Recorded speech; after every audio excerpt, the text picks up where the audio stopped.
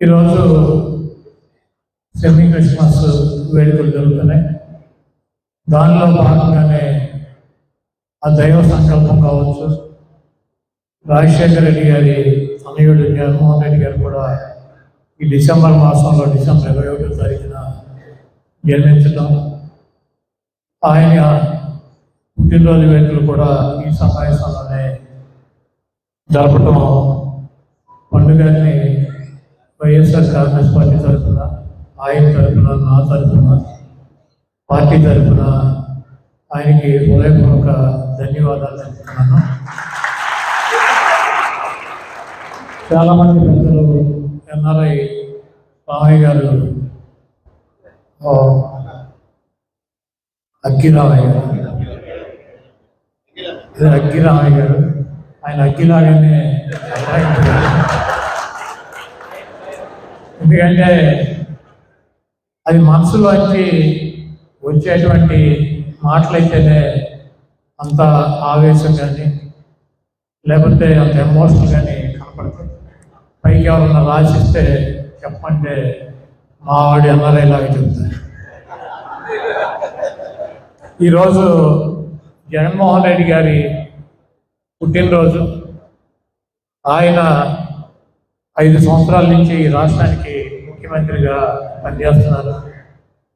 ఆయన చేయాలనుకున్నది కానీ చెప్పాలనుకున్నది కానీ మొహమాటం లేకుండా ఆయన చెప్పేటువంటి వ్యక్తి. ఎందుకంటే ఆయన ప్రభువుని నమ్మేటువంటి కుటుంబం వాళ్ళది. మోసం చేయాలని కానీ అబద్ధం చెప్పాలని కానీ భయపడటం కానీ బెదరడం కానీ చేయాలనుకున్నదే చెప్పాలనుకున్నదే నిక్కచ్చిగా చెప్పడంలో 1% కూడా డీవియేషన్ లేనటువంటి వ్యక్తి జగన్మోహన్ రెడ్డి గారు. మనందరం కూడా చూసాం. ఒక మనిషికి రాజకీయ అవసరాలు, ఆర్థిక అవసరాలు, ఓట్ల అవసరాలు రకరకాలుగా ఉంటాయి. వాటి వలన కొన్ని అబద్ధాలు, కొన్ని మభ్యపెట్టడం అన్నీ చేస్తాం.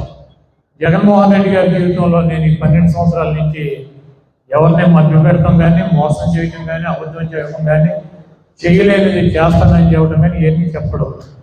అడిగితే పైన దైవం ఉంది, దేవుడు చూసుకుంటాడంటాడు ఆయన. మన డయాస్ మీద కూడా చాలా మీటింగుల్లో ప్రజల యొక్క ఆశీస్సులు, ఆ దేవుడి ఆశీస్సులు ఉన్నాయి. ఎవరితో కలిసి వచ్చినా కూడా నాకేం కాదని చెప్తాడు.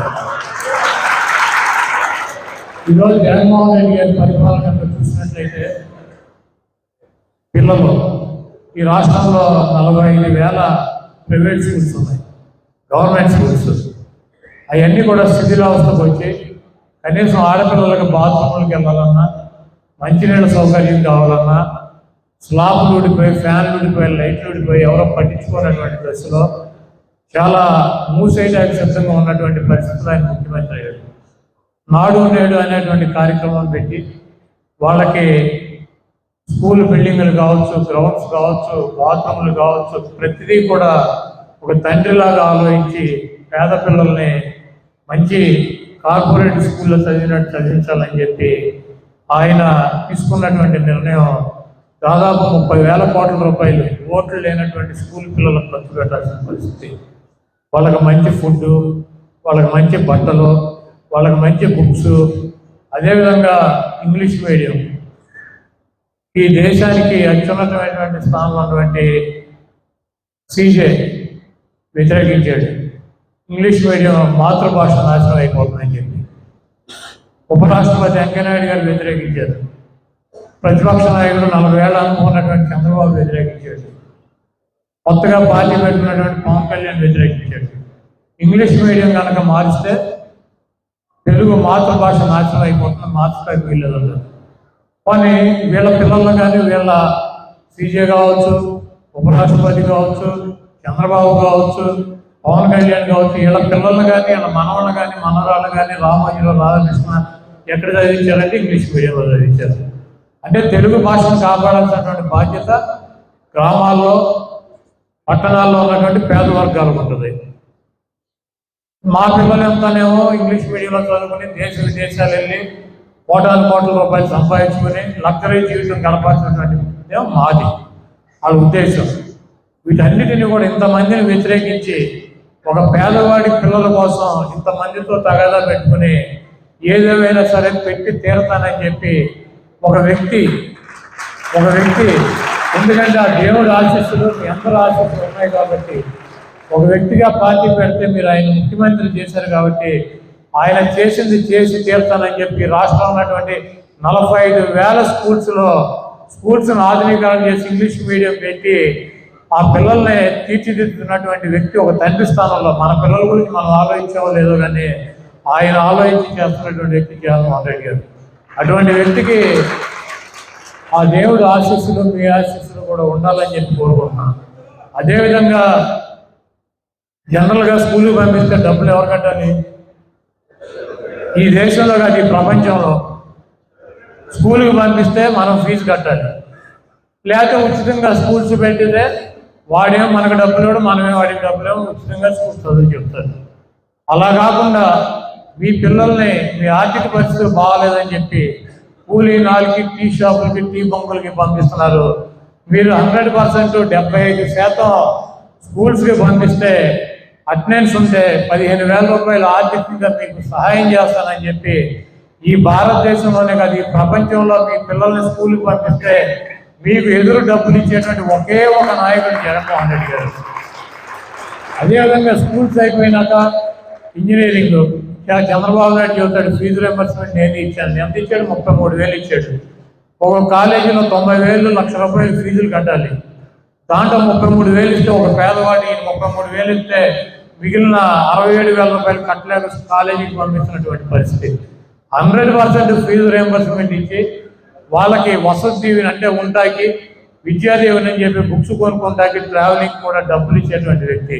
ఆరోగ్యశ్రీ అని చెప్పి తీసుకొచ్చి ఒక పేదవాడి ప్రాణాన్ని కాపాడాలని చెప్పి రాజశేఖర రెడ్డి గారు తీసుకొస్తే ఈరోజు 25 లక్షల రూపాయల దాకా దాన్ని పెంచి ప్రతి పేదవాడిని కూడా ఆరోగ్య సమస్య వస్తే కార్పొరేట్ ఆసుపత్రికి తీసుకెళ్ళి వైద్యం చేయించేటువంటి పరిస్థితి. మొన్న నాకు ఒక రోటరీ క్లబ్ మీటింగ్కి వెళ్తాడు చెప్తున్నారు, మేము గతంలో ఐ క్యాంపులని మెడికల్ క్యాంపులని చిన్నవి పెట్టుకునేవాళ్ళం ఈ సంస్థల ద్వారా. ఈరోజు ఈ క్యాంపులు కూడా పెట్టుకోకుండా చేశారు జగన్మోహన్ రెడ్డి గారు అంటాడు. ఎందుకనంటే ఆయనే ఆరోగ్య సురక్ష అని చెప్పి క్యాంపులు పెట్టి ఇంటింటికి నీకు ఏం అవసరం ఉంది, మీకు ఏం టెస్టులు చేయాలి, మీకు ఏం ట్యాబ్లెట్లు ఇవ్వాలి, మిమ్మల్ని ఏ హాస్పిటల్కి తీసుకెళ్ళాలి, మీ ఆరోగ్యాన్ని ఎలా కాపాడాలని చెప్పి ఒక ప్రభుత్వమే ఒక వ్యవస్థ మీకోసం పనిచేస్తుంది. కాబట్టి రోటరీ క్లబ్కి లయన్స్ క్లబ్కి మా పండుగ లాంటి హాస్టళ్ళకి వీళ్ళందరూ కూడా క్యాంపులు పెట్టి చేసేవాళ్ళు. అవన్నీ కూడా లేకుండా చేసినటువంటి పరిస్థితి. ఈ రాష్ట్రంలో ఉన్నటువంటి 31 లక్షల మంది నిరుపేదలకు ఇళ్ళు పట్టాలు ఇచ్చి ఇల్లు కట్టించేటువంటి కార్యక్రమం. ఈరోజు జగన్మోహన్ రెడ్డి గారు మాట్లాడేది ఒకటే, నా ఎస్సీలు నా బీసీలు నా ఎస్టీలు నా మైనార్టీలు నా అగ్రవర్ణాల్లో పేదలు అని చెప్తాడు ఆయన. అంటే ఈరోజు చంద్రబాబు నాయుడు గారు ఎన్నికలు వచ్చినాయి కాబట్టి పవన్ కళ్యాణ్ గారు చాలా చెప్పవచ్చు. మీరందరూ కనుక మర్చిపోయారో గుర్తుందో, ఒక గుడిని ఎవడో పగలగొట్టాడు, పనికి మాలినాడు. పగలగొడితే చంద్రబాబు వెళ్ళి విజయనగరంలో ఏమంటాడు, ఆ గుడిని జగన్మోహన్ రెడ్డి కూలిపించాడని చెబుతాడు. పైగా ఏం చెబుతాడు, ముఖ్యమంత్రి Christian, home minister Christian, DGP Christian, SP Christian, కాబట్టి గుళ్ళ మీద దాడులు జరుగుతున్నాయని చెప్తాడు. అంటే చంద్రబాబు నాయుడు గారు ముఖ్యమంత్రి అయితే మినిస్టర్లు ఎవరు క్రిస్టియన్స్ కూడా, లేదా డీజీపీ క్రిస్టియన్ అయితే పెట్టడా, ఎస్పీలు క్రిస్టియన్స్ అయితే పెట్టడా? ఒక ముఖ్యమంత్రి స్థానంలో ఉన్నటువంటి వ్యక్తి కులాలకి మతాలకి అతీతంగా పరిపాలన చేయాలి. జగన్మోహన్ రెడ్డి గారు బ్రహ్మోత్సవాలు ఎప్పుడో మన రాష్ట్రం పుట్టినప్పటి నుంచి తిరుపతి గుడికి బ్రహ్మోత్సవాలు ముఖ్యమంత్రి వెళ్ళి ప్రభుత్వం తరపున సమర్పిస్తాడు. నువ్వు సంతకం పెట్టాలి, నువ్వు క్రిస్టియన్వి, నువ్వెందుకు ఇవ్వటానికి కుదరదు అని చెప్పి ఇదే చంద్రబాబు నాయుడు ఆందోళన చేస్తాడు. కానీ ఈయన ఏమైనా చేస్తాడు అంటే ఇప్పుడు వెళ్ళి తిరుపతి వెళ్ళి గుండు కొట్టించుకున్నాడు చంద్రబాబు. వాడికి క్రిస్టియన్ లేదు, ముస్లిం లేదు, హిందువు లేదు, ఓన్లీ ఓట్లు కావాలి, మోసం చేయాలి. ఈ కార్యక్రమం తప్పించి ఈరోజు జగన్మోహన్ రెడ్డి గారు ఈ రాష్ట్రంలో ఉన్నటువంటి ఎస్సీలని బీసీలని మైనార్టీలని ఎస్టీలని నమ్ముకుని మీ ఆశీస్సులతో యుద్ధం మొదలుపెట్టాడు. చంద్రబాబు నాయుడు ఆయన సామాజిక వర్గాన్ని పవన్ కళ్యాణ్ని నమ్ముకుని మరి యుద్ధం మొదలుపెట్టారు. ఈరోజు పేదల తరపున ఉండేటువంటి జగన్మోహన్ రెడ్డి గారిని గెలిపించాలా, పెత్తందారుల తరపున ఉన్నటువంటి చంద్రబాబు నాయుడిని గెలిపించాలా మనందరం కూడా నిర్ణయించుకోవాల్సినటువంటి అవసరం ఉంది. మనందరం కాని నుంచి ఉమ్మేస్తే ఈ పవన్ కళ్యాణ్ చంద్రబాబు నాయుడు వరదలు కొట్టుకుపోతారు. నేను ఇద్దరం కలిసాం కాబట్టి ఈ రాష్ట్రంలో మాదే ముఖ్యమంత్రి పీఠం అని చెబుతున్నారు. అంటే మీ ఇద్దరు కలిస్తే జగన్మోహన్ రెడ్డి గారికి ఉన్నటువంటి దైవ బలం ప్రజాబలం పోతుందా?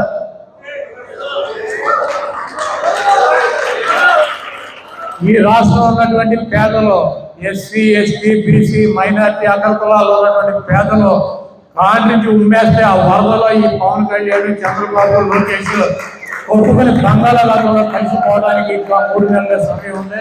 మీరందరూ కూడా జగన్మోహన్ రెడ్డి గారిది ఏ కులం, జగన్మోహన్ రెడ్డి గారిది ఏ మతం, చంద్రబాబుది ఏ కులం, చంద్రబాబుది ఏ మతం కాదు.